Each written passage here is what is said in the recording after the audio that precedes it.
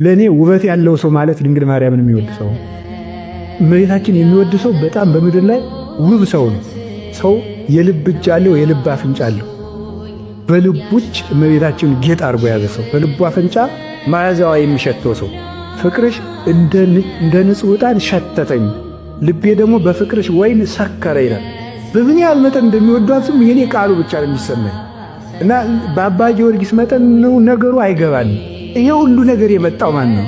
እንግዲህ ማርያም አምላክን ብትወልድ የምድር ጌጥ የመነኮሳት ጌጣቸው እመቤታችን ናት። የምድር ጌጥ በሉ እንጂ አው የፍታታችን ጌጥ ሰላም ለኪ ብለን የምንጀምርባት፣ የተክሊላችን ጌጥ ሰላም ለኪ ብለን የምንጀምርባት፣ የማይሌታችን ጌጥ የቅዳሴያችን ጌጥ አንቲ ውእቱ መሶበ ወርቅ እንተምናቡ ብለን የምንጀምርባት፣ የክህነታችን ጌጥ የጵጵስናችን ጌጥ የዲቁናችን ጌጥ የቁርባናችን ጌጥ የጸሎታችን ጌጥ የሕይወታችን ጌጥ እመቤታችን ነው።